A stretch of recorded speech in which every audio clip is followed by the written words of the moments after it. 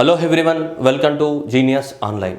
So ఈ వీడియోలో మన గ్రూప్ 1 జాగ్రఫీకి సంబంధించిన సిలబస్ ఏదైతే ఉందో దాన్ని డీకోడ్ చేద్దాం. డీకోడ్ చేయడం అంటే దాంట్లో ఏమేమి టాపిక్స్ ఉన్నాయి, ఏమేమి క్వశ్చన్స్ రావడానికి అవకాశం ఉన్నాయి, దాని ప్రీవియస్గా యూపీఎస్సీ ఎగ్జామ్లో కానీ వేరే ఎగ్జామ్లో కానీ ఆ టాపిక్స్ నుంచి అంటే మనకి ఇచ్చిన సిలబస్ నుంచి ఏమేమి క్వశ్చన్స్ వచ్చాయో వాటిని మనం ఒకసారి కూడా డీకోడ్ చేసే ప్రయత్నం చేద్దాం. ఓకేనా? ఈ వీడియో చూసిన తర్వాత మీకు కూడా ఒక క్లారిటీ వస్తుంది. ఎలా ప్రిపేర్ అవ్వాలి, జాగ్రఫీ అనే సబ్జెక్ట్ని ఎలా ప్రిపేర్ అవ్వాలి, ఎలా ప్రిపేర్ అయితే మార్క్స్ వస్తాయి, ఫస్ట్ ఏ టాపిక్స్కి ప్రియారిటీ ఇవ్వాలి, సో ఏ యాంగిల్లో క్వశ్చన్ అడుగుతున్నాడు అంటే ఏ లెవెల్లో మన క్వశ్చన్స్ అడుగుతున్నాడు అనేది. సో ఈ వీడియో చూసిన తర్వాత మీకు ఫుల్ ఫ్లెడ్జ్డ్ క్లారిటీ వస్తుంది. ఈ వీడియో అనేది జీనియస్ ఆన్లైన్ ద్వారా మీ ముందుకు తీసుకురావడానికి ఉద్దేశం ఏంటిదంటే మీ అందరినీ కూడా ఉన్నత శిఖరాలు అధిరోహించడానికి కోసం మా యొక్క కృషి ఇది జీనియస్ ఆన్లైన్ తరపు నుంచి. సో కాబట్టి ఇందులో ఈ వీడియోలో syllabus decoding of the word geography syllabus decoding చూద్దాం మనం. సో మనకి 50 మార్కుల సిలబస్లో మనకి పేపర్ 2లో అండ్ సెక్షన్ 3లో మనకి జాగ్రఫీ ఉంది. సో దీంట్లో 50 మార్కుల దాంట్లో కనీసము మనకి చూసుకున్నా కానీ యావరేజ్గా మనకి ఒక క్వశ్చన్కి 7 నుంచి 7 మార్కులు మ్యాక్సిమం, లేదంటే మరీ 7.5 మ్యాక్సిమం మార్కులు ఇస్తారు. జనరల్గా ఏ క్వశ్చన్ తీసుకున్నా కానీ 7.5 అనేది మ్యాక్సిమం మార్క్. మనం అనుకుంటాం 8 మార్కులు రావాలా, 9 మార్కులు రావాలంటే రావమ్మా, అది అయ్యారు. ఇది మన ఆర్ట్స్ సబ్జెక్ట్, మన సైన్స్ సబ్జెక్ట్ కాదు, మ్యాథమెటిక్స్ కాదు, A+B² అంటే వేయడానికి. సో కాబట్టి మనకు మ్యాక్సిమం మనం ఎంత ఆన్సర్ రాసినా కానీ ఇప్పుడు ఇక్కడ నుంచి వేరీ అవుతామా, 5 మార్కులు కానీ 6 మార్కులు కానీ 7 కానీ 7.5 ఎవరు ఆన్సర్ రాసినా కానీ ఈ రేంజ్లో వేరే అవుతాయి. ఇక మరీ వరస్ట్ అయితే 4 అనుకోండి, అది వేస్ట్, పక్కన పెడదాం. సో ఆన్సర్ అనేది డిపెండింగ్ అపాన్ ద ఆన్సర్ మనకి 5, 6, 7, 7.5 వీటిపైన మనకి వేరీ అవుతుంటుంది మనకి.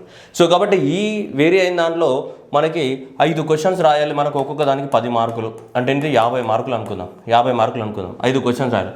ఒక క్వశ్చన్కి 6 × 5 వచ్చాయి అనుకోండి, ఒక క్వశ్చన్కి 6 మార్కులు వచ్చినాయి అనుకో 30 మార్కులు అవుతాయి. ఒక క్వశ్చన్కి 7 వచ్చాయి అనుకోండి 35 మార్కులు అవుతాయి. ఇక్కడ నీకు 5 మార్కుల తేడాతో మన సర్వీసే మారిపోద్ది. ఏ సర్వీస్ అన్నీ ఉంటుందో ఆ సర్వీస్ కూడా మారిపోవడానికి అవకాశం ఉంటుంది. సో కాబట్టి మనము ఆన్సర్ రాసే విధానాన్ని కానీ మనం చదివే విధానాన్ని కానీ క్లారిటీగా మెయింటైన్ చేయండి. దానికోసమే వీడియో చేయడం జరుగుతుంది. ఓకేనా? రైట్, ఇప్పుడు చూద్దాం మనం. సో ఇప్పుడు ఆన్సర్ రాసేటప్పుడు ఏం చేయాలి? ఫస్ట్ పాయింట్ మీరు ఒక్కటే గుర్తుపెట్టుకోండి అమ్మా, ఆన్సర్ జాగ్రఫీ విషయానికి వచ్చేస్తే పెద్ద ప్యారాలు తీసి ఆరాలు తీయకండి. ఓకేనా? సో కాబట్టి ఏంలో అంటే నువ్వు పాయింట్స్ ఫామ్లో రాయాలి. ఒకటి ఏంటిది, పాయింట్స్ ఫార్మాట్ నేర్చుకోండి. పాయింట్స్ ఫార్మాట్లో ఆన్సర్ రాయాలి. పెద్ద పారాగ్రాఫ్లు చదివితే దిద్దే వాళ్ళకి చిరాకులు వేస్తుంది. ఏంది పారాగ్రాఫ్లో ఏం రాసిన, ఏడ పులి స్టాప్ పెట్టినావు, ఏడ కామా పెట్టిన వాడికి అర్థం కాదు. అదే పాయింట్లో ఉన్నప్పుడు క్లారిటీ ఉంటుంది. కాబట్టి కనీసము 10 నుంచి 12 పాయింట్లు రాయడానికి ప్రయత్నం చేయాలి. That is the number 1 point. Number 2 point ఏంటమ్మా, ఇప్పుడు నీకు 10 నుంచి 12 పాయింట్స్ రాస్తే సార్ ఇంత రాయడానికి టైం ఉంటుందా అని నీకు డౌట్ రావచ్చు కదా. రైట్, లాజికల్ పాయింటే. కానీ నీకు ఇక జాగ్రఫీ అనే దాంట్లో జాగ్రఫీ అంటేనే మ్యాప్స్తో సంబంధం ఉంటుంది. ఇందులో నువ్వు 10 నుంచి 12 పాయింట్లు థియరిటికల్ క్వశ్చన్స్ అయితే రా. ఇప్పుడు అర్బనైజేషన్ వల్ల ఏం ప్రాబ్లమ్స్ వచ్చినాయి, పట్టణీకరణ వల్ల అంటే దానికి బొమ్మ వేస్తావు. పట్టణం బొమ్మ అయితే వేయలేవు కదా, హైదరాబాద్ బొమ్మ అయితే వేయలేవు కదా. దానికి 10 నుంచి 12 పాయింట్లు రాస్తావు. మాన్సూన్ లాంటివి కానీ, అంటే రివర్ సిస్టమ్ కానీ, కాళేశ్వరం ప్రాజెక్టు గురించి ఎక్స్ప్లెయిన్ చేయడం, ఇలాంటి క్వశ్చన్స్ వచ్చినప్పుడు ఏం చేయాలి, మనం డయాగ్రామ్స్ ఖచ్చితంగా వేయాల్సిందే. సో కాబట్టి ఒకవేళ కొన్ని క్వశ్చన్స్కి ఎలాంటి డయాగ్రామ్ అవసరం లేనప్పుడు 10 నుంచి 12 పాయింట్స్ రాయడానికి ప్రయత్నం చేయాలమ్మా. రెండవది ఏంటిదంటే, ఒకవేళ ఆ క్వశ్చన్స్ కన్నా డయాగ్రామేటిక్ అనేది ఉంటే అప్పుడు మీరు సో ఈ మ్యాప్ అనేది యూజ్ చేయడానికి ప్రయత్నం చేయండి. లేదు అంటే ఫ్లో చార్ట్స్ అనేది యూజ్ చేయడానికి ప్రయత్నం చేయండి. ఎందుకంటే మనకున్న టైం లోపల ఆన్సర్ని రాయాలి. ఓకేనా? సో కాబట్టి ఈ 2 పాయింట్స్ ఎట్టి పరిస్థితులలో మర్చిపోవద్దు. పాయింట్స్ ఫార్మాట్లో మెయింటైన్ చేయాలి, maps and flow charts use చేయాలి. ఒకవేళ నీకు చూడడానికి రాయడానికి టైం లేకపోతే ఉన్నదంతా కూడా మ్యాప్స్ అండ్ ఫ్లో చార్ట్ రూపంలో రాయడానికే ప్రయత్నం చెయ్యమ్మా బంగారాలు. ఓకేనా? రైట్. నెక్స్ట్ 3వ పాయింట్ ఏంటిదంటే ప్రికాషన్లు. ఇది వార్నింగ్ అనుకుంటారో ప్రికాషన్ అనుకుంటారో మీ ఇష్టం. మనకేంటిదంటే మన మైండ్లో ఇంత బోలెడ్ కంటెంట్ ఉంటుంది. ఎంత అంటే హిందూ మహాసముద్రం అంత బోలెడ్ కంటెంట్ ఉంటుంది మన మైండ్లో. కానీ ఆ కంటెంట్ అంతా మన ఎగ్జామ్లో రాయలేం కదమ్మా. మనకి ఎగ్జామ్లో ఎంత ఉంటుంది, 10 నిమిషాల టైము, 10 పాయింట్లు కట్ట దింపేసి రావాలి అంతే తప్ప నేను మెల్లగా రాస్తా దిక్కులు చూస్తా అంటే మనకు టైం సరిపోదు. దానివల్ల ఏమైందంటే లాస్ట్కి ఒక క్వశ్చన్ అనేది మనం వదిలేసి రావాల్సి వస్తుంది. సో కాబట్టి మనకున్న టైంలో ఆన్సర్ రాయాలి అంటే the best way is the point format లేదా representation in the flow charts and the diagrams. ఈ మెథడ్స్ని ఖచ్చితంగా మీరు వేరే సబ్జెక్టులకి వాడరో అది మీ ఇష్టం, కానీ జాగ్రఫీకి మాత్రం వాడి తీరాల్సిందే వీటిని. సో కాబట్టి అది 3వది కంటెంట్ అనేది. So be specific to the question. నీకు ఏదంటే అది పడితే అది రాయకు. Be specific. క్వశ్చన్ ఏమడిగాడు, ఇప్పుడు జనరల్గా ఏమంటాడు, అర్బనైజేషన్ వల్ల వచ్చే సోషల్ ప్రాబ్లమ్స్ ఏమంటాడు అంటే పట్టణీకరణ వల్ల సమాజం మీద ఎలాంటి ప్రభావం చూపుతుందని క్వశ్చన్ అడిగాడు. నువ్వేమంటావు, పట్టణీకరణ వల్ల నీకు తెలిసిన ప్రాబ్లమ్స్ అని రాస్తావు. కానీ క్వశ్చన్ ఏమన్నాడు, urbanization impact on the what society పైన ఎలాంటి ఇంపాక్ట్ చూపుతుంది పట్టణీకరణ అంటావు. నువ్వు పట్టణీకరణ అంటే ఏం చేస్తావు, రోడ్ కంజెస్టెడ్ అవుతాయి, ట్రాఫిక్ పెరుగుతుంది, డ్రైనేజ్ సిస్టమ్ ఉండదు, షార్టేజ్ ఆఫ్ ద వాటర్, ఇవన్నీ రాసుకుంటూ వెళ్తాం మన క్వశ్చన్ ఏం అడిగాడు, సొసైటీ మీద ఎలా ఇంపాక్ట్ పడుతుంది అని అడిగాడు. సో కాబట్టి బీ స్పెసిఫిక్ టు ద క్వశ్చన్ని కేర్ఫుల్గా చదవండి. మనం అనుకుంటాం రాసినప్పుడు మంచిగానే రాసినా, నేను ఆన్సర్ బాగానే రాసినా కానీ మార్కులు రాలేవనుకుంటాం, కానీ మనం క్వశ్చన్ నుంచి డైవర్ట్ అయ్యి ఆన్సర్ రాసి ఉంటాం. సో కాబట్టి be focus and be specific to the question. ఏం అడిగాడు క్వశ్చన్ అనేది అండర్లైన్ చేయండి అమ్మా. అండర్లైన్ చేసి దాన్ని కరెక్ట్గా చేయండి, ఆన్సర్ రాయడానికి ప్రయత్నం చేయండి. సరే, ఇక ఇది గుర్తుపెట్టుకోవాలమ్మా ఈ 2 అంశాలు, ఓకేనా. సో 10 నుంచి 12 పాయింట్లు maps and flow charts. Okay, next one syllabus విషయానికి వస్తే మన ఫస్ట్ యూనిట్ అనేది సిలబస్లో మనం కనుక చూస్తే ఏముందమ్మా, భారతదేశ భౌతిక నిర్మాణం, ఫిజియోగ్రఫీ, నదీ వ్యవస్థ, ఋతుపవనాలు, ఎల్నినో లానినో ప్రభావం, ఏమన్నాడు మళ్ళీ, వరదలు అండ్ కరువులు అన్నాడు, నేలలు అన్నాడు, అడవులు అన్నాడు, వన్యప్రాణుల క్షీణత మరియు సంరక్షణ చర్యలు, ప్రధాన ఖనిజ వనరులు అన్నాడు, రైట్, సాంప్రదాయేతర శక్తి వనరులు అన్నాడు, సముద్ర వనరులు అన్నాడు, జలవనరుల లభ్యత, అంతర్రాష్ట్రీయ నదీ జలాల పంపిణీ అండ్ సమస్యలు. ఇవి మనకు సిలబస్లో ఇచ్చినటువంటి, అవునా. సో ఇవన్నీ సిలబస్లో ఇచ్చారు. మరి ఇవన్నీ సిలబస్లో ఇచ్చినప్పుడు మనం ఏం చేయాలి, దీన్ని డీకోడ్ చేద్దాం. ఇదంతా చూస్తే మనకి ఏదో గజిగిజిగా అనిపిస్తుంది సిలబస్ అంతా కూడా. సరే, ఈ ఫస్ట్ చాప్టర్ని మనం డీకోడ్ చేసి చూద్దామమ్మా. Okay, will start. ఫస్ట్ చాప్టర్ని డీకోడ్ చేసినప్పుడు ఫస్ట్ చాప్టర్లో టాపిక్ వైజ్ సెగ్రిగేషన్. ఇది ఫస్ట్ టాపిక్ ఏమి ఇచ్చాడు, క్లైమేట్ అన్నాడు, వాతావరణం. క్లైమేట్ అంటే మెకానిజం ఆఫ్ ద మాన్సూన్, ఋతుపవనాలు అండ్ ఋతుపవనాల పైన ఎల్నినో అంటే ఏంటిది, లానినో అంటే ఏంటిది, ఆ ఎల్నినో లానినో యొక్క ఇంపాక్ట్ ఎలా ఉంది, అండ్ ద ఫ్లడ్స్ ఏంటిది, అండ్ ద డ్రాట్ ఏంటిది, ఫ్లడ్ అండ్ ద డాట్స్ ఏంటిది అనేది మనకు ఉంది ఇక్కడ. El Nino, La Nina, floods and the droughts ఏవైతున్నాయి వాటి యొక్క ఇంపాక్ట్ ఏంటిది అనేది ఉంది మనకి. సో ఇది ఫస్ట్ చాప్టర్. అండ్ మన ఫస్ట్ చాప్టర్ నుంచి ఫస్ట్ ప్రియారిటీగా 100% మన క్వశ్చన్స్ రావడానికి ఛాన్సెస్ ఉన్నది ఈ ఫస్ట్ టాపికే. ఇది ఫస్ట్ యూనిట్ నుంచి ఖచ్చితంగా మన క్వశ్చన్ రావడానికి ఛాన్స్ ఉంది. ఏది, క్లైమేట్ పైన, మాన్సూన్ అన్న రావచ్చు, లేదా ఇండియా యొక్క మాన్సూన్ మెకానిజం అని ఎక్స్ప్లెయిన్ చేయమని అడగవచ్చు. మాన్సూన్ మెకానిజం లేకపోతే మాన్సూన్ పైన impact of the El Niño impact ఏంటిది ఇండియన్ మాన్సూన్ పైన, లేదా లానినో ఇంపాక్ట్ ఏంటిది, ఋతుపవనాల పైన ఎల్నినో ప్రభావం కానీ లానినో ప్రభావం ఎలా ఉంటుంది అని ఎక్స్ప్లెయిన్ చేయవచ్చు. లేదంటే సో ఎల్నినోని లానినోని ఫ్లడ్స్కి డ్రాట్స్కి లింక్ చేసి ఎక్స్ప్లెయిన్ చేయొచ్చు. లేదు అంటే ఈ మధ్య కాలంలో పట్టణాలలోనే ఎక్కువ మొత్తంలో ఫ్లడ్స్ వస్తున్నాయి, వరదలు వస్తున్నాయి, పట్టణ వరదలు, అర్బన్ ఫ్లడ్స్ వస్తున్నాయి, వాటికి కారణాలు ఏంటిది, లేదా డ్రౌట్ అనేది ఎందుకు వస్తుంది, దాని డ్రౌట్ని ఎలా డిక్లేర్ చేస్తారు ఇండియాలో, దానికి ఏం క్రైటీరియా ఇచ్చింది ఐఎండి. సో ఇలాంటివన్నీ కూడా అడగడానికి ఛాన్సెస్ అనేవి ఉన్నాయి. సో అది first chapter. And second chapter కనుక చూస్తే మనకి అండి, అంటే సెకండ్ చాప్టర్ కాదు సారీ అమ్మ, second topic in the first unit, water resources యొక్క అవైలబిలిటీ కానీ, problems of the what inter state water sharing కానీ, కన్జర్వేషన్ ఆఫ్ ద మెజర్స్ కానీ. నెక్స్ట్ వచ్చేసి energy crisis, that is the role of the what non conventional energy resources, అంటే solar energy కానీ, wind energy కానీ, ఇవి ఇక్కడ జలవనరులకు సంబంధించినటువంటి వాటర్ ఎంత అవైలబిలిటీ ఉంది, వాటి వల్ల వచ్చే ప్రాబ్లమ్స్ ఏంటిది, ఇంటర్ స్టేట్ వాటర్ డిస్ప్యూట్స్, ఇది మేజర్ మనకి ఆంధ్రప్రదేశ్ తెలంగాణ రాష్ట్రాల మధ్య ఉన్నటువంటి ఇంటర్ స్టేట్ వాటర్ డిస్ప్యూట్స్ కానీ, వేరే రాష్ట్రాల మధ్య ఉన్నటువంటి ఇంటర్ స్టేట్ వాటర్ డిస్ప్యూట్స్ కానీ, వాటర్ డిస్ప్యూట్ని సాల్వ్ చేయడానికి భారతదేశం మొత్తం కూడా ఓన్లీ వన్ ట్రిబ్యునల్, ఒకటే ట్రిబ్యునల్ తేవాలని కూడా మనకు బిల్ రూపొందించడం జరిగింది. దానికి సంబంధించిన ఇష్యూస్ కానీ ఇవన్నీ కూడా చదవాల్సి వస్తుంది దీంట్లో. ఇది సెకండ్ ప్రియారిటీ ఏరియా. అంటే మనము ఇక్కడ ప్రిలిమ్స్ ప్రిపేర్ అవ్వట్లేదమ్మా, మీరు ఒకటి గుర్తుపెట్టుకోవాల్సింది, మీకు ఆల్రెడీ అన్ని బేసిక్ తెలిసి ఉండాలి. మీరు మెయిన్స్ రాస్తున్నారంటే ఇప్పటికిప్పుడు నువ్వు బేసిక్స్ నేర్చుకుంటా అంటే కష్టమమ్మా, అర్థమవుతాను. మనం రాస్తున్నది క్వశ్చన్ ఆన్సర్, నువ్వు క్వశ్చన్ ఆన్సర్ రాయాలంటే ఆల్రెడీ నీకు అన్ని బేసిక్స్ తెలిసి ఉంటాయనే కదా దాని అర్థం, ప్రిలిమ్స్ క్వాలిఫై అయ్యావా అంటే. సో కాబట్టి ఇవి. Next energy crisis is the role of the non conventional energy sources అంటున్నాడు. నాన్ కన్వెన్షనల్ అంటే ఏంటిది, solar energy, wind energy, geothermal energy, biomass energy, ఇప్పుడు గ్రీన్ హైడ్రోజన్ కానీ, ఇట్లాంటివన్నీ వాటి యొక్క రోల్ ఇలా ఉంటుంది. అది మన భారతదేశంలో ఎనర్జీ రిక్వైర్మెంటా, ఎనర్జీ క్రైసిస్ అంటే ఏంటిది, సో ఇలాంటివన్నిట్ల గురించి మనం చూడాల్సి ఉంటుంది. నెక్స్ట్ దీనికి సంబంధించి గవర్నమెంట్ తీసుకొచ్చిన పాలసీస్, ఇప్పుడు నేషనల్ హైడ్రోజన్ మిషన్ అంటే ఏంటిది వెరీ రీసెంట్గా, లేదంటే గ్రీన్ హైడ్రోజన్ అంటే ఏంటిది, పింక్ హైడ్రోజన్ అంటే ఏంటిది, ఇట్లాంటివన్నీ కూడా రీసెంట్గా ట్రెండింగ్ టాపిక్స్. ఎలక్ట్రిక్ వెహికల్స్ కానీ, బయోఫ్యూయల్స్ కానీ, ఇవన్నీ కూడా. నెక్స్ట్ వచ్చేసి vegetation and the wild life degradation and the conservation, వన్యప్రాణుల సంరక్షణ, దానివల్ల ఉన్నటువంటి ప్రాబ్లమ్స్ ఏంటి, వైల్డ్ లైఫ్ యొక్క ప్రాబ్లమ్స్ ఏమేమి ఫేస్ చేస్తున్నాయి, వైల్డ్ లైఫ్ ప్రాబ్లమ్స్ కానీ, ఫారెస్ట్ ఏరియా కానీ ఎలాంటి ప్రాబ్లమ్స్ ఫేస్ చేస్తున్నాయి, దాన్ని సాల్వ్ చేయడానికి కోసం మనం తీసుకోవాల్సిన చర్యలు ఏంటిదని. సో ఇవే ఎందుకు లిస్ట్ చేస్తామంటే, సో నా అంచనా ప్రకారము ఖచ్చితంగా ఈ టాపిక్స్ నుంచి ఒక క్వశ్చన్, ఈ టాపిక్స్ నుంచి ఒక క్వశ్చన్, ఈ టాపిక్స్ నుంచి ఒక క్వశ్చన్, ఈ టాపిక్స్ నుంచి ఒక క్వశ్చన్ రావడానికి ఛాన్సెస్ ఉన్నాయి. ఎందుకంటే మిగతా టాపిక్స్ అనేటివి ఫస్ట్ యూనిట్లో ఉన్న మిగతా టాపిక్స్ అన్ని more of preliminary oriented rather than mains oriented. మిగతా టాపిక్స్ అన్ని ఫిలిమ్స్ ఓరియంటెడ్లో ఉన్నాయి తప్ప మెయిన్స్ ఓరియంటెడ్లో లేవు అవి కొన్ని. అంటే మెయిన్స్లో క్వశ్చన్ రూపంలో ఆన్సర్ రాయడం. ఇప్పుడు భారతదేశంలో ఐరన్ ఓర్ రిసోర్సెస్ గురించి రాయండి, భారతదేశంలో ఇనుప ఖనిజాల విస్తరణ గురించి రాయండి అంటే ఏం రాస్తావా? అది ఫిలిమ్స్ క్వశ్చన్. దాన్ని మెయిన్స్లో అడగడానికి అంత స్కోప్ ఉండదు. మెయిన్స్లో అనలిటికల్ థింకింగ్ కదా, మన లోపల ఉన్నటువంటి అనలిటికల్ థింకింగ్ని బయటకు తీసుకురావాలి. కానీ ఏ మిండలు ఎక్కడ ఉంది, ఏ పొక్కలు ఉంది, అది ఎందుకు అది అడగారు మనం. సో కాబట్టి ఇప్పుడు ఇవి మన అనలిటికల్గా ఏం రాయగలం ఆన్సర్ అనేది నీకు పాయింట్ అది. సో కాబట్టి ఇవి అనలిటికల్గా ఉన్నటువంటి టాపిక్స్ మనకి ఫస్ట్ యూనిట్లో. కాబట్టి వీటి నుంచి ఎక్కువ మొత్తంలో క్వశ్చన్స్ రావడానికి ఛాన్సెస్ ఉన్నాయి. ఎలా క్వశ్చన్స్ వస్తాయి సార్ అని మీకు డౌట్ వస్తుంది. వాటి గురించి కూడా మాట్లాడదామమ్మా. ఇంకా నెక్స్ట్ ఇదే ఫస్ట్ యూనిట్లో కనుక చూసుకుంటే మెరైన్ రిసోర్సెస్ మనకి ఎక్స్క్లూసివ్ ఎకనామిక్ జోన్ మీ అందరికీ తెలుసు. 200 నాటికల్ మైల్స్ వరకు ఏముంది మనకి ఎక్స్క్లూసివ్ ఎకనామిక్ జోన్ ఉంటుంది. ఈ ఎక్స్క్లూసివ్ ఎకనామిక్ జోన్కి సంబంధించిన రిసోర్సెస్ కానీ వాటి ఉపయోగాలు కానీ మనకి UN క్లాస్ 1982లో వచ్చినటువంటి రూల్స్ అండ్ రెగ్యులేషన్స్ కానీ అవి కానీ. సో ఇది లీస్ట్ ప్రిఫరెన్స్. నెక్స్ట్ చూడండి ఇక్కడ ఇండియా ఫిజికల్ సెట్టింగ్ అంటే ఏంటిది, హిమాలయాస్ ఇవి. Next physiography and the drainage అంటే రివర్ సిస్టమ్. మనకి ఇక్కడ క్వశ్చన్ ఏంటంటే మీకు ఇండియన్ యొక్క డ్రైనేజ్ సిస్టమ్, ఇండియన్ యొక్క రివర్ సిస్టమ్ గురించి క్వశ్చన్ రాకపోవచ్చు. ఎందుకంటే మనకు తెలంగాణ రివర్ సిస్టమ్ మీద క్వశ్చన్ ఇస్తాడు.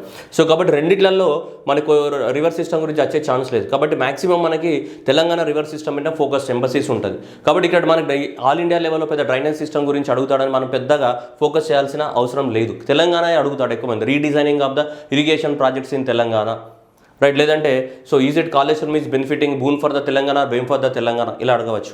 సరే చూద్దాం వాటి గురించి. మెరైన్ రిసోర్సెస్ సముద్ర వాటికి సంబంధించినవి. ఫిజికల్ సెట్టింగ్ అంటే భారతదేశం రైట్ భౌతిక నిర్మాణాలు ఇవన్నీ ఉంటాయి కదా, అవి physical setting and the physiography and the drainage అన్నాడు. Next major minerals and energy resources and distribution and the what conservation అన్నాడు. మేజర్ భారతదేశంలో మినరల్స్ ఎక్కడెక్కడ ఉన్నాయి, థర్మల్ పవర్ ప్లాంట్లు ఎక్కడెక్కడ ఉన్నాయి, ఇవన్నీ ఉన్నాయి. సో ఇవన్నీ చూస్తే ఈ రెండు చాప్టర్స్ కనుక మనం అబ్జర్వ్ చేస్తే ఇది చాలా ఎక్కువ మొత్తంలో ప్రిలిమ్స్కి ఉపయోగపడుతుంది. కానీ మెయిన్స్కి ఉపయోగపడదని నేను చెప్పట్లేదు, మెయిన్స్ కూడా ఉపయోగపడతాయి. కానీ అంత ఎక్కువ మొత్తంలో టూ మచ్గా మెయిన్స్లో క్వశ్చన్స్ చేయడానికి పెద్దగా ఆస్కారం లేదు.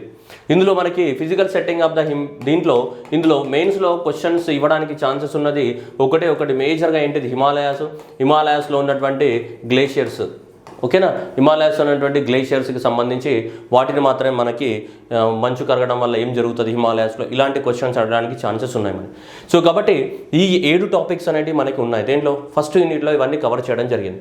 అయితే నేను చెప్పదలుచుకున్నది ఏంటిదంటే, అంటే మీకు ఉపయోగకరంగా అనిపిస్తే మీరు ఫాలో అవ్వండి. నేను చెప్పదలుచుకున్నది ఏంటిదంటే ఈ చాప్టర్సే మన ఫస్ట్ ప్రియారిటీ, ఫస్ట్ కంప్లీట్ చేయాలి. ఎందుకంటే ఫస్ట్ యూనిట్ నుంచి ఒకటే కదమ్మా, మనం రాసేదే ఒక క్వశ్చన్ కదా. నువ్వు ఆలోచించాలి. ఇక్కడ నువ్వేమి 100 క్వశ్చన్లు రాసేది ఉందమ్మా, లేదు కదమ్మా. మనం రాసేది ఒక క్వశ్చనే. ఆ ఒక క్వశ్చన్ రాయాలన్నప్పుడు డెఫినెట్గా నువ్వు ఈ 4 టాపిక్స్ ప్రిపేర్ అయినప్పుడు ఖచ్చితంగా ఒక క్వశ్చన్ అయినా రాయగలుగుతావు. నువ్వు రాయాల్సిందే ఒకటి కదా, రాయాల్సిందే ఒకటి మనం. సో రాయాల్సిందే ఒకటి అయినప్పుడు ఈ 4 టాపిక్స్ కనుక మనం ఖచ్చితంగా ప్రిపేర్ అవ్వగలిగితే ఖచ్చితంగా మనకి ఛాన్సెస్ ఉంటాయి. మీ అందరికీ తెలుసు తెలంగాణ ఉద్యమం అనేది నీళ్లు నిధులు నియామకాల కోసమే జరిగిందని. అలాంటప్పుడు ఖచ్చితంగా ఇంటర్స్టేట్ వాటర్ డిస్ప్యూట్స్ మీద కానీ, లేకుంటే తెలంగాణ ప్రాంతంలో ఉన్న రివర్స్ కానీ వాటిపైన ప్రాజెక్ట్స్ కానీ, లేకుంటే ఆంధ్రప్రదేశ్లో ఈ మధ్య కాలంలో సంగమేశ్వరం కానీ, లేదంటే పోతిరెడ్డి పాడు కానీ, ఇవన్నీ ఇష్యూస్ జరుగుతున్నాయి, మీ అందరికీ తెలుసు. సో అలా కూడా వాటిపైన కూడా క్వశ్చన్స్ రావడానికి ఛాన్సెస్ ఉన్నాయి. కాబట్టి మనం ఒక యూనిట్ నుంచి ఒకటే క్వశ్చన్ రాయాలి. ఒక యూనిట్ నుంచి ఒక క్వశ్చన్ రాయాలన్నప్పుడు మనం ఫస్ట్ అనేది ఈ 4 యూనిట్లను కనుక పర్ఫెక్ట్గా ప్రిపేర్ అయితే అప్పుడు నువ్వు సెకండ్ స్టేజ్లో ఈ యూనిట్లను కాన్సన్ట్రేట్ చేయాలి. ఎందుకంటే these are more of preliminary oriented rather than mains oriented. ఇవి ఎక్కువ మొత్తం ఏంటి మనకి ప్రిలిమినరీ ఓరియంటెడ్లోనే ఉన్నాయి. సో కాబట్టి ఇవి అయితే ఒకవేళ చూద్దాం ఈ పాతగా వేరే ఎగ్జామినేషన్లో ఇంక్లూడింగ్ ద యూపీఎస్సీలో కానీ ఎలాంటి క్వశ్చన్స్ ఇచ్చారు ఇంతకుముందు అనేది చూడాలి మనం. చూడండి ఒకసారి. What are the characteristics can be assigned to the what monsoon climate succeeds in the feeding of the what more than 50% of the what world population residing the monsoon in the Asia? What are the చూడండి characters of the monsoon అడుగుతున్నాడు. Characters of the monsoon ఏది ఏషియాలోనే 50% పాపులేషన్కి water రిసోర్స్ని అందిస్తున్నటువంటి monsoon. ఏ monsoon? South west మాన్సూనే కదా. ఈ south west monsoon అనేది ఏషియాలోని 50% feed చేస్తుందంట, అంటే వాటర్ని అందిస్తుందంట. దాని యొక్క క్యారెక్టర్స్ రాయమంటున్నాడు. ఆ మాన్సూన్ యొక్క క్యారెక్టర్స్ రాయమంటున్నాడు. అంటే క్యారెక్టర్స్ అంటే ఏం రాస్తాను? సౌత్ వెస్ట్ మాన్సూన్ ఉందా, అది ఎలా వస్తుంది సౌత్ వెస్ట్ మాన్సూన్, ఎట్లా స్టార్ట్ అవుతుంది, దానికి ఉన్న మెకానిజం ఏంటిది, ఇవన్నీ కూడా ఎక్స్ప్లెయిన్ చేయాల్సి వస్తుంది. సో ఇలా క్వశ్చన్ అడిగాడు మనకి మాన్సూన్. ఇదేంటిది మనకి ఫస్ట్ యూనిట్లో ఫస్ట్ టాపిక్ కదమ్మా, ఫస్ట్ యూనిట్లో ఫస్ట్ టాపిక్ ఇది. ఇక సెకండ్ టాపిక్ చూడండి. So in what way the micro water shed development projects help in the conservation of the drought. కరువు వచ్చినప్పుడు మనకు చిన్న వాటర్ షెడ్ ప్రాజెక్ట్ కానీ రైట్. సో ఈ సెమీ ఎరిడ్ ఏరియాస్లో వర్షపాతం అతి తక్కువగా నమోదు. సెమీ ఎరిడ్ అంటే జనరల్గా ఏంటిదమ్మా 90 సెంటీమీటర్ల రెయిన్ఫాల్ పడుతుంది. అంటే తెలంగాణ కూడా అంతే కదా, 90 సెంటీమీటర్ల రెయిన్ఫాల్ పడే ఏరియాస్ని జనరల్గా ఏమంటాం 70 కానీ 80 కానీ 90 సెంటీమీటర్ల రెయిన్ఫాల్ ఉన్న ఏరియాస్ని సెమీ ఎరిడ్ రీజన్స్ అంటాం మనం. ఈ సెమీ సెమీ ఎరుడ్ వర్షపాతం అతి తక్కువగా నమోదయ్యే సెమీ ఎరుడ్ ప్రాజెక్టులలో వాటర్ షెడ్ ప్రాజెక్టుల యొక్క ప్రాముఖ్యతను తెలుపమన్నాడు. వాటర్ షెడ్ ప్రాజెక్టులు అంటే ఏంటిదమ్మా, మన పల్లెటూర్లలో చెక్ డ్యామ్స్ కడుతుంటారు కదా, చిన్న చిన్న చెక్ డ్యామ్స్ కట్టి వాటర్ నాపడము. ఓకే, సో అలాంటి వాటిని మనము వాటర్ షెడ్ ప్రాజెక్ట్స్ అంటాం మనం. సో ఈ వాటర్ షెడ్ ప్రాజెక్ట్ అనేది ఏ ప్రాంతంలో అయినా కరువును నివారించడానికి ఎలా ఉపయోగపడుతుంది, చిన్న చిన్న చెక్ డ్యామ్స్ కట్టడం అనేది కరువును నివారించడానికి ఎలా ఉపయోగపడుతుంది అనేది మనకి క్వశ్చన్. సో ఇది ఎక్కడి నుంచి ఇచ్చాడు అనేది డౌట్ రావచ్చు. సార్ ఇది ఉన్నదా నిజంగా సిలబస్లో అంటే ఇక్కడ చూడొచ్చు. ఏమని ఇచ్చాడు మనకి ఫస్ట్ యూనిట్లో, monsoon effect on the El Niño and La Nina, ఏమన్నారు, వరదలు మరియు కరువులు అనేది. సో ఇక్కడ ఉన్నటువంటి క్వశ్చన్. సో కాబట్టి ఇప్పుడు మనం అర్థం చేసుకోవాల్సింది ఏంటిదమ్మా, మనం ఏదో పైన చదివేసిపోతే నువ్వు ఆన్సర్ రాయలేవు. నీకు ఎలాబొరేటెడ్ నాలెడ్జ్ ఉంటే తప్ప నువ్వు క్వశ్చన్ని కరెక్ట్గా నీకు అటెంప్ట్ చేయడానికి రాదు. అంటే అటెంప్ట్ చేస్తావు, నువ్వు ఏదో ఒకటి రాస్తావు, కానీ మార్కులు రావాలి కదా. ఏదో ఒకటి రాయడం అనేది ఇంపార్టెంట్ కాదు కదమ్మా, మనం రాసిన క్వశ్చన్కి ఏం రావాలి, మార్కులు రావాలి కదా. That is the point of discussion here. So కాబట్టి రాసిన దానికి మార్కులు రావాలంటే you should be have the what focus on the what answer. ఇక్కడ నువ్వు ఏదేదో రాస్తే రాదు, ఇక్కడ ఎంత క్లియర్గా క్వశ్చన్ అడిగి ఉన్నాడు ఇలా. సో ఇక్కడ కూడా ఏమన్నా వాటర్ డ్రాట్ని నివారించడానికి వాటర్ షెడ్ ప్రాజెక్టులు అనేవి ఎంతవరకు ఉపయోగపడతాయని క్వశ్చన్ అడగడం జరిగింది. That is a very important here.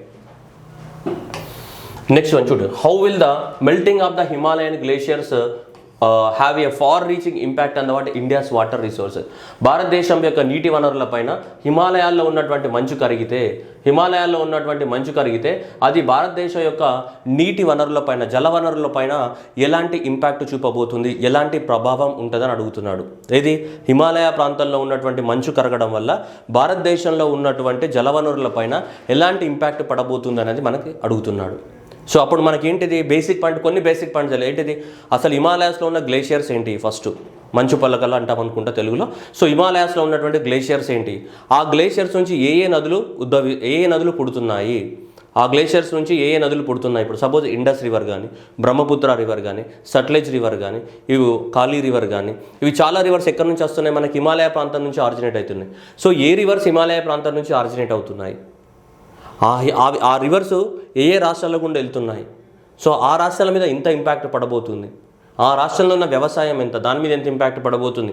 ఈ ఆన్సర్ రాయాలి అంటే నీకు కొంచెం మంచి ఎలాబొరేటెడ్ నాలెడ్జ్ ఉండాలి. ఏ రివర్ ఎక్కడికి వెళ్ళి వస్తున్నాయని మినిమం ఐడియా ఉంటే తప్ప నువ్వు ఆన్సర్ రాలేవు. లేదా డైరెక్ట్ మంచు కరుగుతుంది, వరదలు వస్తాయి, అది నార్మల్ స్టూడెంట్ కూడా రాస్తున్నామా మంచు కరిగితే వరదలు వస్తాయని. అక్కడ అది కాదు, నువ్వు గ్రూప్ 1 ఆఫీసర్ అవ్వబోతున్నావు అంటే నీవు ఎలా దాన్ని ఆ యాంగిల్లోనే ఆలోచించి ఆన్సర్ రాయాల్సి ఉంటుంది మనం. సో కాబట్టి ఇక్కడ ఆన్సర్ రాయాలంటే ఫస్ట్ ఆఫ్ ఆల్ అసలు హిమాలయాస్లో ఉన్న గ్లేషియర్స్ ఏంటి, ఆ గ్లేషియర్ నుంచి పుడుతున్న నదులు ఏంటివి, ఆ నదులు ఏ రాష్ట్రాల ద్వారా పోతున్నాయి అనేది నువ్వు ఒక డయాగ్రామిక్ రీప్రజెంటేషన్లో కనుక చేసినట్టయితే ఎక్కువ మొత్తంలో మనం స్కోర్ చేయడానికి అవకాశం ఉన్నాయి. ఓకేనా, రైట్. నెక్స్ట్ క్వశ్చన్ చూడండి. నెక్స్ట్ క్వశ్చన్ ఏముంది చూడండి, మళ్ళీ హిమాలయాస్.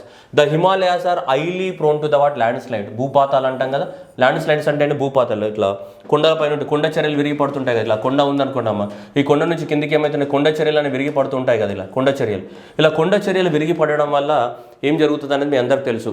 కానీ కొండ చర్యలు విరిగి పడడం అనేది ఎక్కువ మొత్తంలో హిమాలయాస్లోనే జరుగుతున్నాయి కాబట్టి వాటికి సజెషన్స్ ఇవ్వమని అడుగుతున్నాడు. ఎలాంటి సజెషన్స్ ఇస్తారని అడుగుతున్నాడు మనకి. ఇవి వీడియోలో discuss the causes and suggest the what suitable measures for the what mitigation, అంటే వాటిని తగ్గించడానికి, భూపాతాలు ఏవైతే ల్యాండ్ స్లైడ్స్ ఉన్నాయో ల్యాండ్ స్లైడ్ తగ్గించడానికి కోసం ఏమేమి మెజర్ తీసుకుంటామని అడుగుతున్నాడు. నెక్స్ట్ అలానే there is no formation of the deltas by the rivers in the western ఘాట్స్లో మనందరికీ తెలుసు ఈస్ట్ సైడ్ ఇండియాలో ఏం ఫామ్ అయితే రివర్స్ డెల్టాస్ అనేటివి అన్నీ ఇక్కడే ఉన్నాయి. మహానది డెల్టా కానీ, గోదావరి డెల్టా కానీ, కృష్ణా డెల్టా కానీ, కావేరీ డెల్టా కానీ, పెన్నడు. ఇటు సైడ్ ఏముంటాయి మరి డెల్టాస్ ఫామ్ అయితే భారతదేశంలో, ఇటు సైడ్ ఎలాంటి డెల్టాస్ ఫామ్ అవ్వవు వెస్టర్న్ కోస్ట్లో. ఎందుకు వెస్టర్న్ కోస్ట్లో డెల్టాస్ ఫామ్ అవ్వవు అని క్వశ్చన్ అడుగుతున్నాడు. ఓకేనా, ఇవన్నీ కూడా మనకు ఫస్ట్ యూనిట్ బేస్డ్ ఆధారం ఇవన్నీ కూడా. నెక్స్ట్ వన్ చూడండి, bring out the causes of the what more frequent landslides in the Himalayas and western Ghat. భూపాతాలు ఎక్కువ మొత్తంలో జరుగుతున్నాయి ఎందువల్ల అంటున్నాడు. Next, what are the consequences of the spreading of the what dead zones in the marine ecosystem అంటున్నాడు. Dead zones in the marine ecosystem అంటే ఏంటిది, oxygen అనేది చాలా ఆల్మోస్ట్ లోకి వెళ్ళడం, లేదంటే అతి తక్కువ ఆక్సిజన్ అవైలబిలిటీ ఉండడం, లేదా జీరోకి కూడా వెళ్ళిపోవచ్చు. సో జీరోకి ఆక్సిజన్ లెవెల్స్ వెళ్ళిపోయినప్పుడు ఆటోమేటిక్గా అక్కడ ఉన్నటువంటి మెరైన్ ఆర్గానిజమ్స్ అనేటివి చనిపోవడానికి అవకాశం ఉంటాయి. ఈ మెరైన్ ఆర్గానిజమ్స్ లోపల ఈ డెడ్ జోన్స్ ఎందుకు డెవలప్ అవుతున్నాయి అని అడుగుతున్నాడు. చాలా రిసోర్సెస్లో గల్ఫ్ ఆఫ్ మెక్సికోలో కానీ, సో ఇలా చాలా ప్రాంతాలలో అట్లాంటిక్ ఓషన్లో కానీ ఇక్కడ చాలా వరకు మనకి మెరైన్ రిసోర్సెస్ సంబంధించి డెడ్ జోన్స్ ఫామ్ అవుతున్నాయి. ఎందుకు ఈ డెడ్ జోన్స్ ఫామ్ అవ్వడానికి రీజన్స్ ఏంటిది అని అడుగుతున్నాడు. That is what are the reasons అంటే ఇంకోటి ఏమన్నాడు ఇక్కడ కాన్సిక్వెన్సెస్ అన్నాడు. కాన్సిక్వెన్స్ అంటే ఒకవేళ డెడ్ జోన్స్ ఫామ్ అవ్వడం వల్ల ఏం జరుగుతుందని అడుగుతున్నాడు. So consequences of the word, so dead zones అని అడుగుతున్నాడు. సో కాబట్టి ఇలాంటి క్వశ్చన్స్ అని మనం చేయడానికి ఇప్పుడు ఈ క్వశ్చన్ ఎక్కడి నుంచి వచ్చి ఉండేద్దాం, ఈ క్వశ్చన్ సిలబస్లో ఉందా లేదా మనకంటే చూడొచ్చు ఇక్కడ మెరైన్ రిసోర్సెస్కి సంబంధించి దానికి సిలబస్లో నుంచి మనకి ఇవ్వడానికి ఛాన్సెస్ ఉన్నాయి మనకి. ఓకేనా అమ్మా, రైట్. నెక్స్ట్ కనుక చూస్తే next defining the word blue resources అంటే వాటర్కి సంబంధించి మెరైన్ రిసోర్సెస్ కదా. సో మెరైన్ రిసోర్సెస్ని మనం ఏమంటాం, బ్లూ రిసోర్సెస్ అంటాం. Marine resources are known as what, blue resources. ఇక్కడ మనం defining the blue resources and explain the problems and the strategies of the word pisciculture and the development in India. Defining the blue resources and explain the problems and the strategies of the pisciculture development in India. ఇండియాలో pisciculture development, చేపల పెంపకం, రొయ్యల పెంపకం ఉంటుంది కదా, general pisciculture పెంపకం గురించి రాయమన్నాడు. Blue resources అంటే ఏంటిదని రాయమన్నాడు మనకి మెరైన్ రిసోర్సెస్లో. అండ్ అగ్రికల్చర్ కూడా ఇది ఇంటర్లింక్డ్ అనమాట. సో ఇలాంటి క్వశ్చన్స్ అడుగుతున్నాడు. నెక్స్ట్ చూడండి, India has immense potential of the solar energy and through out the with regional variations and its development. ఏమన్నా భారతదేశంలో సోలార్ ఎనర్జీ బాగా అవైలబిలిటీ ఉంది, కానీ ఒక ప్రాంతం నుంచి ఇంకో ప్రాంతానికి వెళ్ళినప్పుడు సోలార్ ఎనర్జీ అనేది మారిపోతూ ఉంది. అయితే సోలార్ ఎనర్జీ యొక్క డెవలప్మెంట్ని ఇండియాలో ఎలా చేయొచ్చు, ఏ రాష్ట్రంలో ఎక్కువ స్కోప్ ఉంది, ఏ రాష్ట్రంలో తక్కువ స్కోప్ ఉంది, ఒకవేళ ఉంటే ఆ ప్రాంతంలో ఏం స్కోప్ ఉంది, అక్కడ ల్యాండ్ ఏరియా ఉందా లేదా, సో ఇవన్నిట్ల గురించి రాయమని అడుగుతున్నాడు.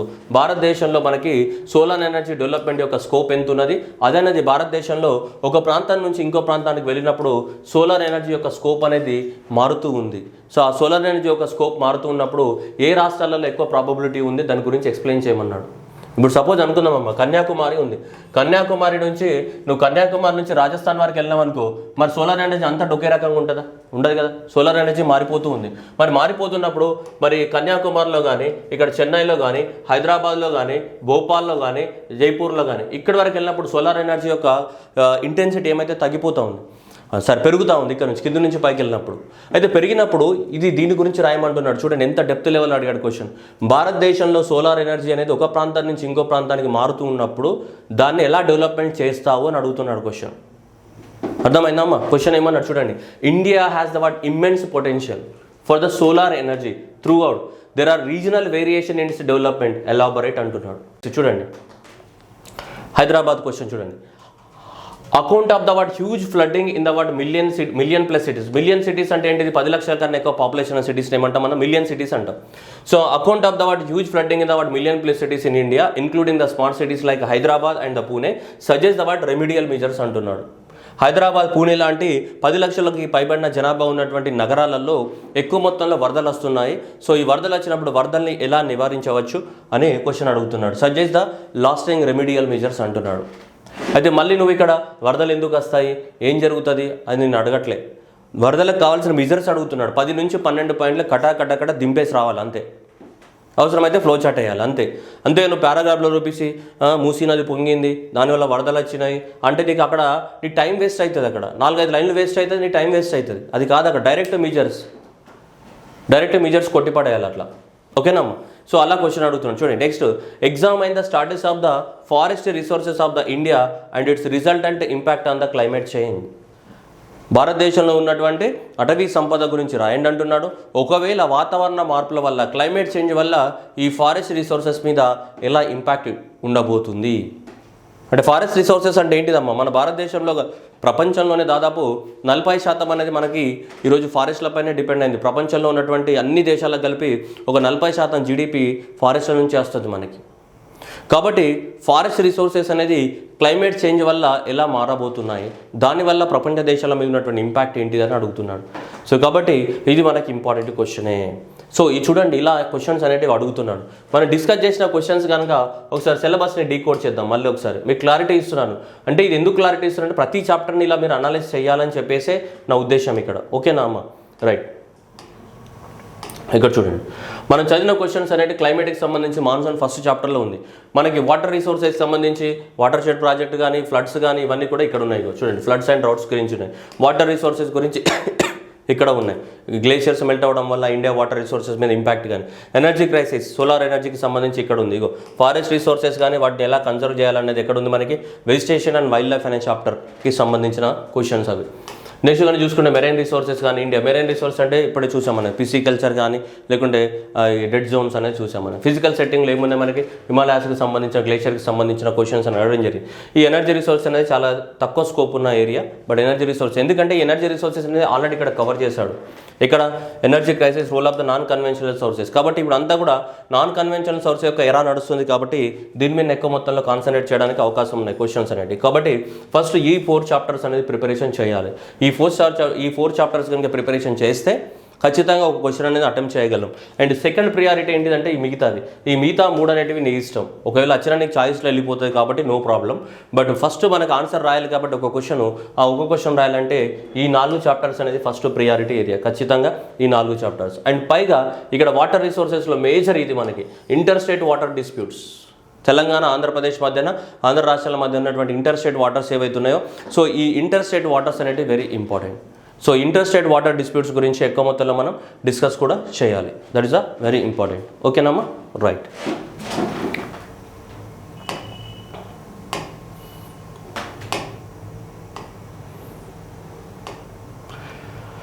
Next unit number 2.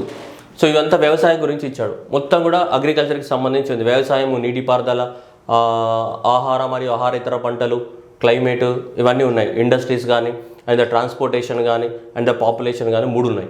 ఇక్కడ దీన్ని ఇందులో 4 సైన్స్ చాప్టర్లు పెట్టాడు.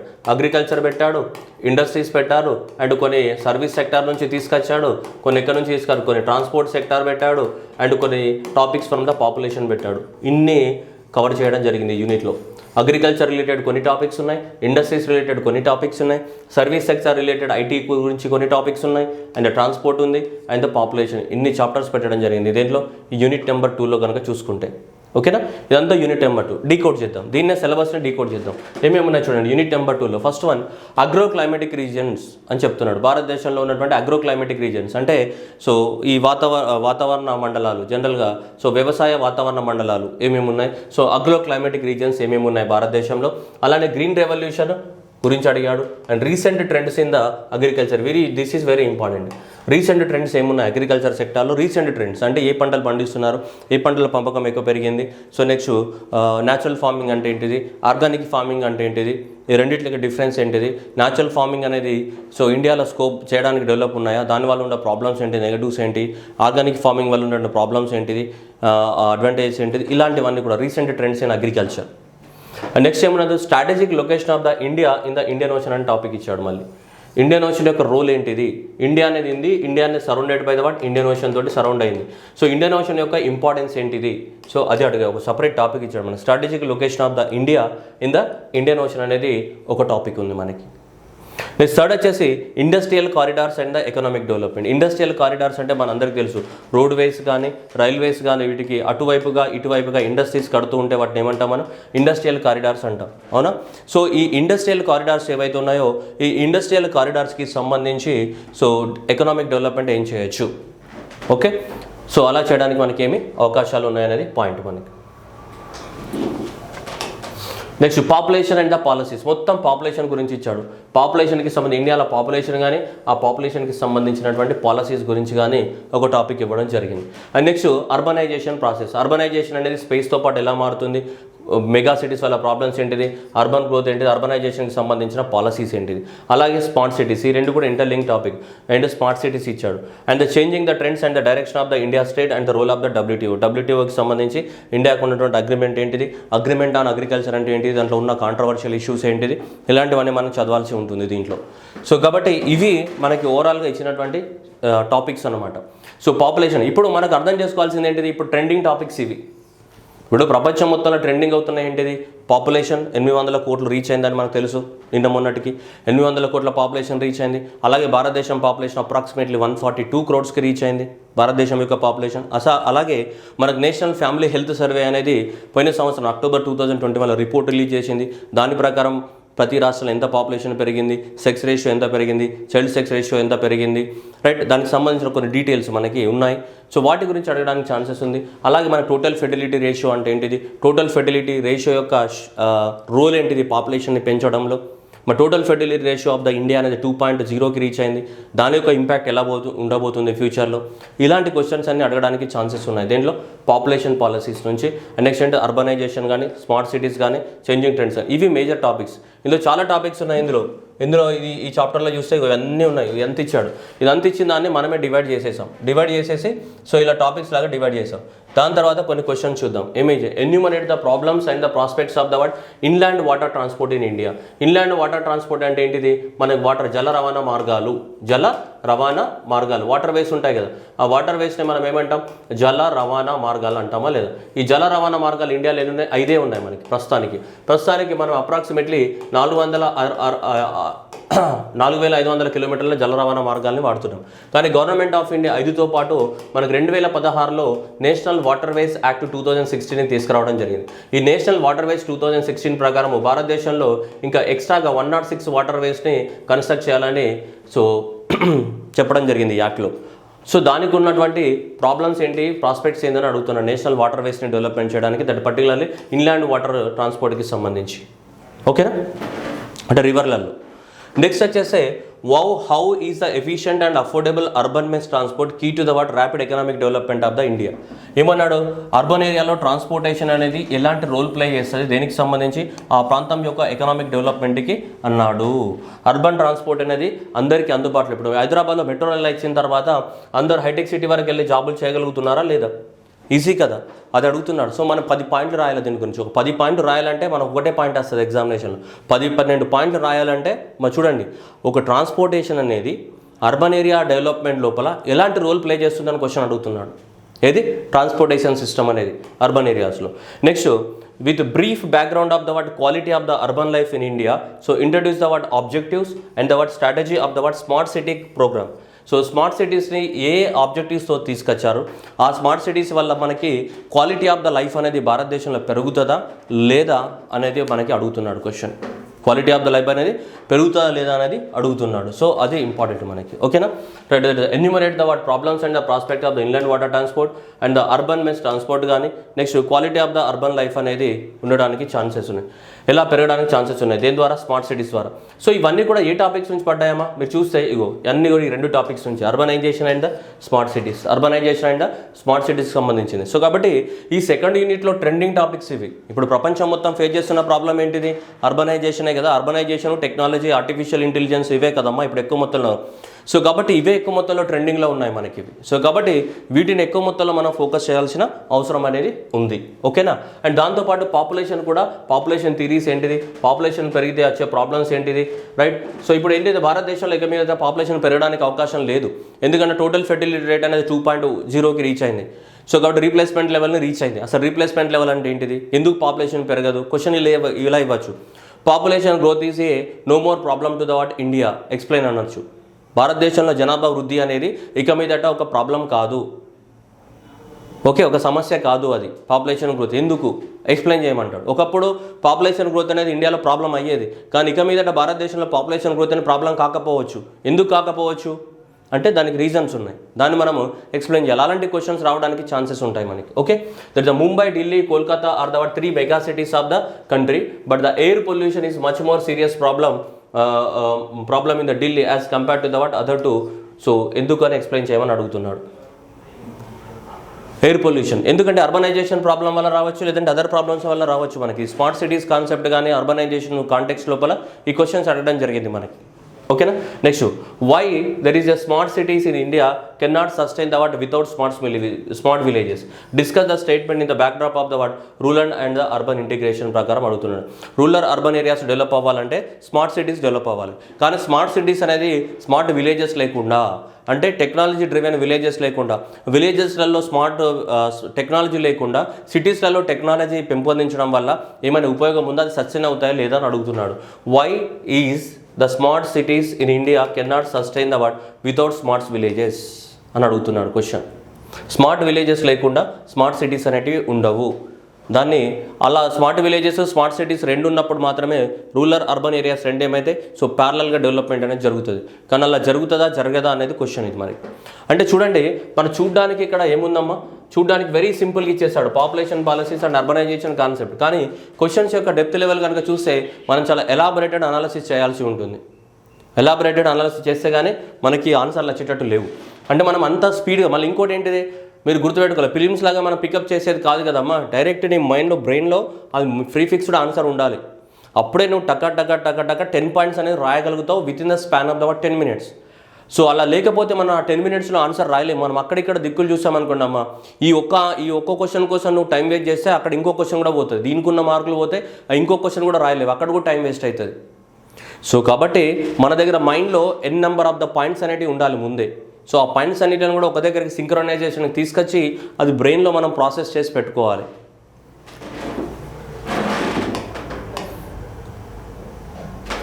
Next discuss the various social problems which are originated out of the speedy process of the urbanisation in India. పట్టణీకరణ అనేది చాలా వేగంగా జరగడం వల్ల సోషల్ ప్రాబ్లమ్స్ ఏమొచ్చింది, సమాజం పైన సామాజిక సమస్యలు ఏంటి దీనివల్ల, ఓకేనా. The social problems originated due to the speedy process of the urbanization స్పీడ్గా రావడం వల్ల సమాజం పైన ఎలాంటి ప్రభావాన్ని చూపుతున్నాయి, ఎలాంటి సోషల్ ఇష్యూస్ పైన ప్రభావం చూపుతుంది అనేది అడుగుతున్నాడు మరి. Next can the strategy of the regional resources based on the manufacturing and employment in India. ఎందుకంటే ఈ చాప్టర్లో ఇండస్ట్రీస్ గురించి కూడా ఉన్నాయి కాబట్టి can the strategy of the regional, ఆ ప్రాంతంలో అవైలబిలిటీ ఉన్న రిసోర్సెస్ ఆధారంగా ఆ ప్రాంతంలో కనుక మ్యానుఫ్యాక్చర్ ఇండస్ట్రీస్ పెడితే ఒకవేళ ఎంప్లాయ్మెంట్ అనేది ఇండియాలో జనరేట్ చేయడానికి ఉపయోగపడుతుందా, ఒకవేళ ఉపయోగపడితే దానికి స్ట్రాటజీ చెప్పమంటున్నాడు. ఒక ప్రాంతంలో ఐరన్ ఉందనుకోండి, ఆ ప్రాంతంలో ఐరన్ అండ్ స్టీల్ ప్లాంట్ పెట్టాం, ఐరన్ అండ్ స్టీల్ ప్లాంట్ పెట్టినప్పుడు ఆ ప్రాంతంలో ఎంప్లాయ్మెంట్ జనరేట్ చేయడానికి ఉపయోగపడుతుందా లేదా అని అడుగుతున్నాడు. Next one, what is the significance of the industrial corridors in India. Industrial corridors అంటే ఏంటిది, వాటి యొక్క సిగ్నిఫికెన్స్ ఏంటిది, and identify the industrial corridors and explain the main characteristics. Industrial corridors అంటే ఏంటిది, వాటి యొక్క వాటి యొక్క క్యారెక్టర్స్ని ఎక్స్ప్లెయిన్ చేయమని అడుగుతున్నాడు. ఎందుకంటే ఈ చాప్టర్లో ఏముంది, మనకి కొన్ని టాపిక్స్ అగ్రికల్చర్ రిలేటెడ్ ఉన్నాయి, కొన్ని టాపిక్స్ ఇండస్ట్రీస్ ఉన్నాయి, కొన్ని టాపిక్స్ అర్బనైజేషన్ గురించి ఉన్నాయి, కొన్ని టాపిక్స్ దీని గురించి మనకి ఏంటిది పాపులేషన్ గురించి ఉన్నాయి. ఇది సెకండ్ యూనిట్లో. సో కాబట్టి అది మీరు గుర్తుపెట్టుకోవాల్సిన అవసరం ఉంది మనకి, ఓకేనా అమ్మా.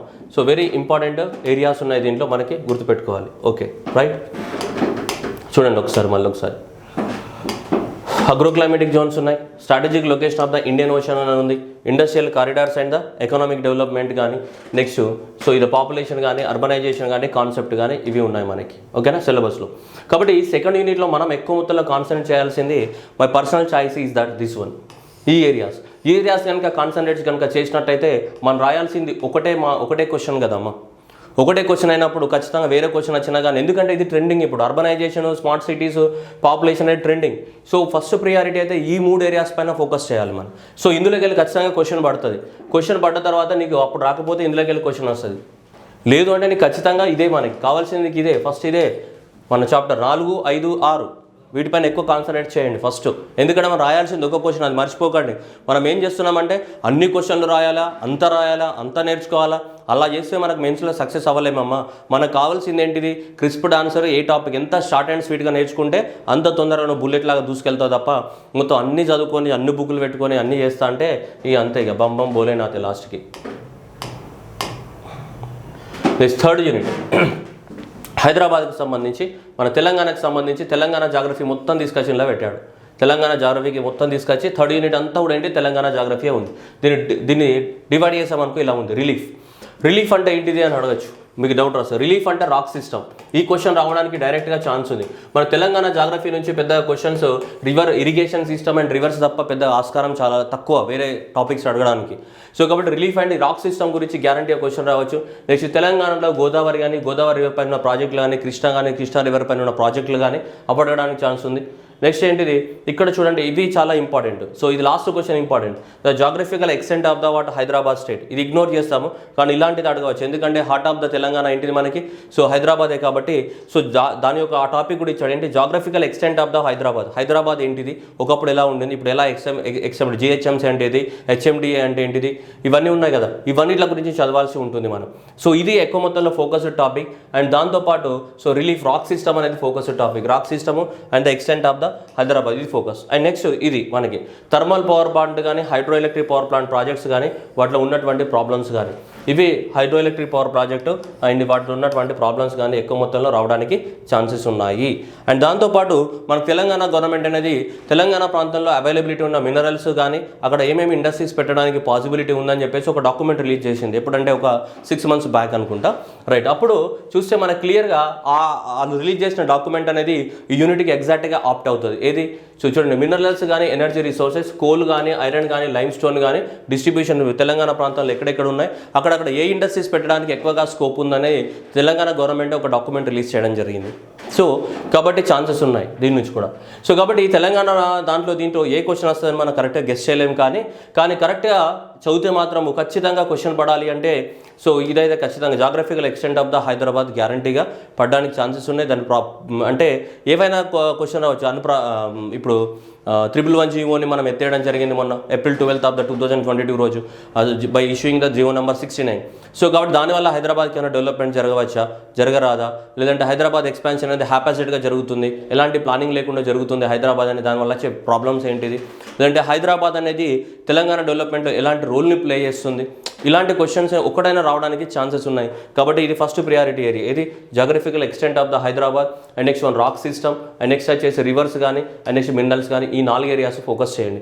థర్మల్ పవర్, సాయిల్స్, వాటర్ ఇవంతా కూడా వేస్ట్, ఉత్తమాటలు అవి. కానీ అంటే దీంట్లో పెద్దగా ఫిలిమ్స్ పాయింట్ ఆఫ్ వ్యూలో ఎక్కువ క్వశ్చన్స్ వస్తాయి దీంట్లో, కానీ మెయిన్స్ పాయింట్ ఆఫ్ వ్యూలో పెద్దగా క్వశ్చన్స్ ఇవ్వడానికి ఛాన్సెస్ లేవు.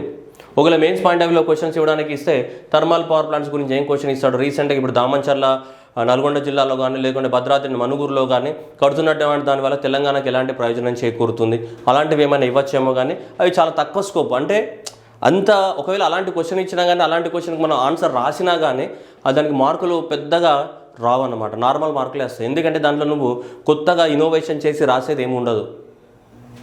సో కాబట్టి నువ్వు రిలీఫ్ కానీ, ఈ రివర్ సిస్టమ్స్ కానీ, అండ్ నెక్స్ట్ ఇది ఇక్కడ జాగ్రఫికల్ ఎక్స్టెంట్ కానీ, ఈ మినరల్స్ కానీ, ఈ టాపిక్స్ని ఫోకస్ చేయాలి. దేంట్లో అమ్మ 3rd యూనిట్లో, ఓకేనా. నెక్స్ట్ 4th యూనిట్ చూసుకుంటే మళ్ళీ ఇవన్నీ కూడా అగ్రికల్చర్ రిలేటెడ్ ఇచ్చాడు. మళ్ళీ అగ్రికల్చర్ రిలేటెడ్, సర్వీస్ సెక్టారు, మళ్ళీ ఇండస్ట్రీస్ రిలేటెడ్, మళ్ళీ ట్రాన్స్పోర్టేషన్ ప్రాబ్లమ్స్, మళ్ళీ కొన్ని తీసుకొచ్చి పాపులేషన్ పెట్టాడు. మళ్ళీ దీంట్లో సగం పెట్టాడు. మళ్ళీ సేమ్ 2వ యూనిట్ లాగానే దీంట్లో కూడా సగం డివైడ్ చేశాడు. ఒకటి ఏంటన్నాడు దీంట్లో sources of the irrigation, canals కానీ, ట్యాంక్స్ కానీ, వెల్స్ కానీ, sources of the irrigation. So ఇది మన తెలంగాణ ప్రాంతంలో ఎక్కువ మొత్తంలో ఇంపార్టెంట్. ఎందుకంటే తెలంగాణ ఫామ్ అయిన తర్వాత మనకి తెలంగాణలో డ్రాస్టిక్గా ఇరిగేషన్ అనేది ఎలా చేంజ్ అయింది, సో ఎన్ని ఎకరాలకు సాగునీరు అందించాం, ఎలా ప్యాటర్న్ అనేది మారింది అనేది మనకి ఇంపార్టెంట్. లేదంటే కంబైన్డ్ ఆంధ్రప్రదేశ్లో, సమైక్య ఆంధ్రప్రదేశ్లో తెలంగాణలోని సో ఈ ట్యాంక్స్ అనేటివి ఎలా దెబ్బతిన్నాయి, దాన్ని మిషన్ కాకతీయకి లింక్ చేసి ఇవ్వచ్చు. ఒక మిషన్ కాకతీయ వల్ల ఏమైనా జరిగిందా, what are the so developmental aspects. అందుకని మనకి టాపిక్ కూడా ఉంది, మిషన్ కాకతీయ టాపిక్ కూడా ఇంక్లూడ్ చేయడం జరిగింది. నెక్స్ట్ ఇండస్ట్రీస్ కూడా పెట్టారు ఈ చాప్టర్లో. సిమెంట్ కానీ, షుగర్ కానీ, ఫార్మా కానీ, ఎలక్ట్రానిక్ కానీ, టూరిజం కానీ, ఐటీ కానీ, షెడ్యూల్ కానీ ఇవన్నీ పెట్టారు. ITIR కానీ, ఓకేనా. ITIR అయితే రాలేదు మనకి, 2013లో శాంక్షన్ చేశారు. ఇప్పుడు తెలంగాణ ప్రాంతంలో మేజర్ ఏంటిదమ్మా, ఇది ఫార్మా సిటీ రాబోతుందా లేదా మనకి ముచ్చర్ల గ్రామంలో దాదాపు 19,000 ఎకరాలలో ఏమంటున్నారు ఫార్మా సిటీ రాబోతుంది. ఈ ఫార్మా సిటీ అనేది మనకి తెలంగాణ లోపల ఎలా తెలంగాణ యొక్క ఎకనామిక్ డెవలప్మెంట్లో ఎలా ఉపయోగపడబోతుంది, what is the role of the pharma city in the development of the Telangana, అది రావచ్చు. లేదంటే ఇప్పుడు ఎలక్ట్రానిక్ క్లస్టర్స్ వస్తున్నాయి మనకి మహేశ్వరం దగ్గర కానీ, రావిల్వారి దగ్గర కానీ, వాటి యొక్క క్లస్టర్స్ గురించి అడగవచ్చు. లేకుంటే ఐటీ సెక్టర్ అనేది అడగవచ్చు. తెలంగాణ ఫోకస్డ్గా అడగవచ్చు, ఇండియా ఫోకస్డ్గా కూడా అడగవచ్చు. మనం ఏం చెప్పడానికి లేదు, ఎందుకంటే ఇక్కడ మనకి యూనిట్లో ఇది తెలంగాణ యూనిటా, ఇండియా యూనిటా అనేది క్లియర్గా మెన్షన్ చేయలేదు, జస్ట్ టాపిక్స్ మాత్రం మెన్షన్ చేశారు. కాబట్టి ఏ పాయింట్ ఆఫ్ వ్యూలో అయినా క్వశ్చన్ రావచ్చు. తెలంగాణ పాయింట్ ఆఫ్ వ్యూలో అయినా అడగవచ్చు, ఇండియా పాయింట్ ఆఫ్ వ్యూలో అయినా అడగవచ్చు మనకి, ఓకే.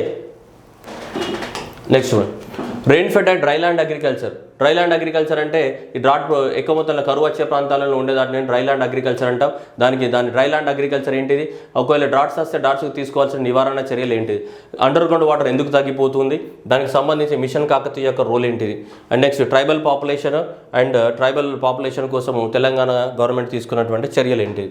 అంటే డీకోడ్ చేస్తే ఇవి మేజర్ టాపిక్స్గా ఉన్నాయి. దీంట్లో 4వ యూనిట్లో డీకోడ్ చేస్తే ఇది ఖచ్చితంగా రావడానికి ఛాన్స్. తెలంగాణ గవర్నమెంట్ ప్రతిష్టాత్మకంగా తీసుకోవడం జరిగింది. జరిగింది, ఇది ఒక టాపిక్. అండ్ నెక్స్ట్ ఇది కూడా తెలంగాణ గవర్నమెంట్ అనేది తెలంగాణలో ఉన్న ట్రైబ్స్ కానీ ఆ తెలంగాణ యొక్క ట్రైబల్ డెవలప్మెంట్స్ కోసం కానీ ఖచ్చితంగా తెలంగాణ గవర్నమెంట్ తీసుకున్న చర్యలు ఏంటిది అనేది అడగడానికి ఛాన్సెస్ ఉన్నాయి మనకి.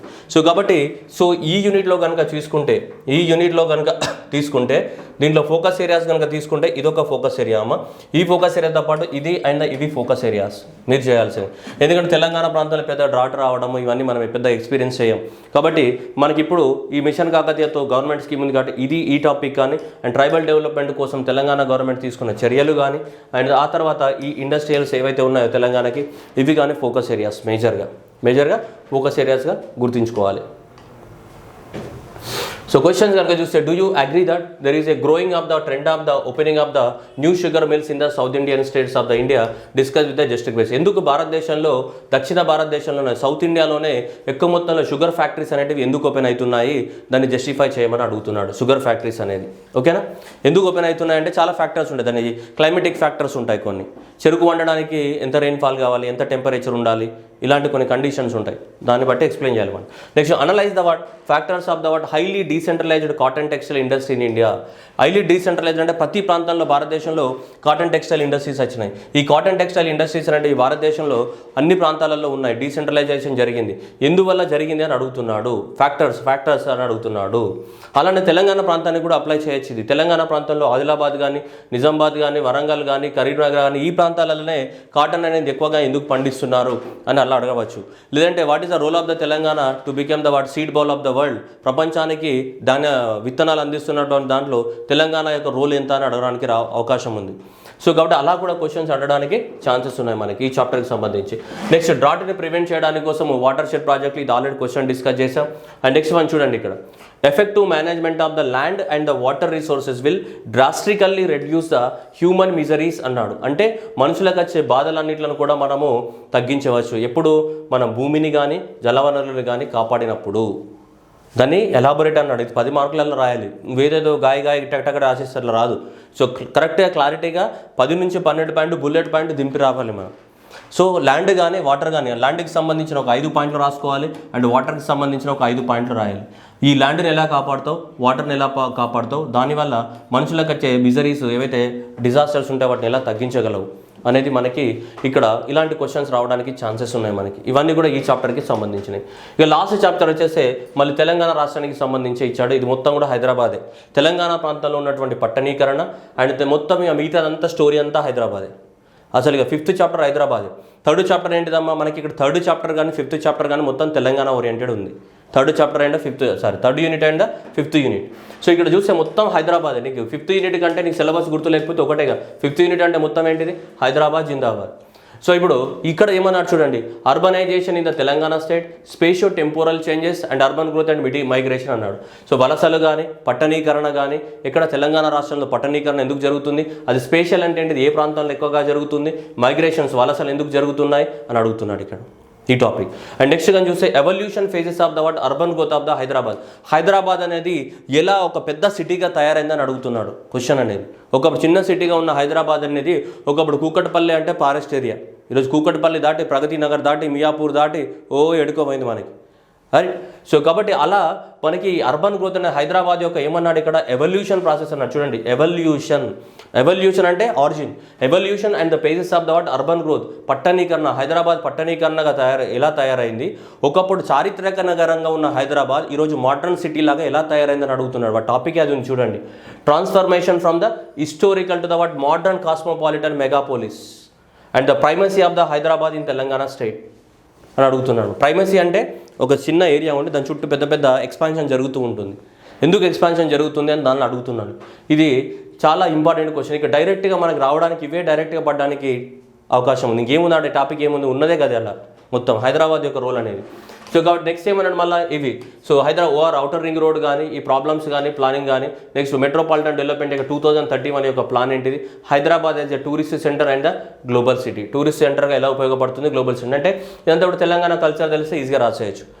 ఇవి మన హైదరాబాద్లో ఉన్నటువంటి ఫలక్నామా ప్యాలెస్ కానీ ఇవన్నీ ఉన్నాయి కదమ్మా, చాలా వరకు మనకి కుతుబ్ షాహీ టూమ్స్ కానీ గోల్కొండ ఫోర్ట్ కానీ ఇట్లాంటివన్నీ ఉన్నాయి కదా, వాటన్నిటి గురించి మన క్లారిటీ ఉంటే మనం రాసేయచ్చు ఈజీగా. అవన్నీ డయాగ్రామ్ రాయడం కన్నా కూడా ఇట్లా తెలంగాణ మ్యాప్ వేసి టక రీప్రజెంటేషన్ చేసినాం అనుకో చిన్నగా, షార్ట్ కట్లు తొందర అయిపోతుంది అది. అవి రాసి దాంతోపాటు ఇంకా వేరే పాయింట్స్ వేరే పాయింట్స్ రాస్తే ఏదో ఇండస్ట్రియల్ పాయింట్స్ ఫార్మాసిటీ ఉంది, దానివల్ల కూడా అట్రాక్ట్ అవ్వచ్చు. పెద్ద పెద్ద హాస్పిటల్స్ ఉన్నాయి, మెడికల్ టూరిజం, దానివల్ల అట్రాక్ట్ అవ్వచ్చు. రైట్, ఇట్లాంటివి నువ్వు రాయి, ఇంకా బెటర్గా ఉంటుంది ఆన్సర్. ఓకే, సో ఇది డైరెక్ట్గా హైదరాబాద్ మెట్రోపాలిటన్కి ఈ ప్లాన్ చదువుకోవాలి డైరెక్ట్గా. ఈ ప్లాన్ ఏదైతే ఉందో మన డాక్యుమెంట్స్ గూగుల్ అవైలబిలిటీ ఉంటుంది, ఈ ప్లాన్ చదవాలి. ఏది మెట్రోపాలిటన్ డెవలప్మెంట్ ప్లాన్ 2031 ప్లాన్ని చదవాలి. హైదరాబాద్ టూరిజం సెంటర్ అనేది చాలా చిన్న టాపిక్, కానీ ఖచ్చితంగా క్వశ్చన్ ఇందులోకి వెళ్ళి పడ్డే ఛాన్స్ ఉంది, ఈ 2 టాపిక్లకు వెళ్ళి. ఏది హైదరాబాద్ యొక్క అర్బనైజేషన్ ఎలా జరిగింది, లేదంటే హైదరాబాద్ అనేది హిస్టారికల్ సిటీ నుంచి మనకి ఈరోజు ఇంత పెద్ద గ్లోబల్ సిటీగా ఎలా కన్వర్షన్ జరిగింది అనేది అడగడానికి ఛాన్సెస్ ఉన్నాయి. సో ఇదంతా కూడా సిలబస్, మీకు సిలబస్ మీద అవగాహన, ఎలాంటి క్వశ్చన్స్ రావడానికి ఉన్నాయనేది ఒక అవగాహన ఇవ్వడం జరిగింది. సో ఇదంతా కూడా మీరు అందరూ కూడా మీ యొక్క ప్రిపరేషన్ స్ట్రాటజీని మార్చుకోవడానికి కోసం, మీ ప్రిపరేషన్ స్ట్రాటజీలో మిమ్మల్ని అత్యంత ఎత్తైన శిఖరాలకు చేర్చడానికి కోసం ఉపయోగపడుతుందని అనుకుంటున్నాం మేమైతే. సో దానికోసమే ఇదంతా కూడా సిలబస్ యొక్క డిస్కషన్ అనేది జరిగింది మనకి. ఓకేనా? సో రైట్, సో ఈ జీనియస్ ఆన్లైన్లో మరి ఈ గ్రూప్ 1 మెయిన్స్కి సంబంధించినటువంటి కోర్సు కూడా లాంచ్ చేయబోతున్నాం. దానికి సంబంధించి కూడా తొందరలోనే మీకు డీటెయిల్స్ అన్ని మేము అనౌన్స్మెంట్ చేస్తాం. సో తొందరలోనే ఒక 1 వీక్ to 10 డేస్లోనే మీకు మొత్తం టోటల్గా గ్రూప్ 1 మెయిన్స్కి సంబంధించినటువంటి కోర్సు మొత్తం అవైలబిలిటీ ఉంటుంది. మేము ఎప్పుడు లాంచ్ చేస్తామన్న డేట్ అనేది మీకు త్వరలో అనౌన్స్మెంట్ ఇస్తాం. చూస్తూనే ఉండండి జీనియస్ ఆన్లైన్, ఎల్లప్పుడూ సదా మీ సేవలో.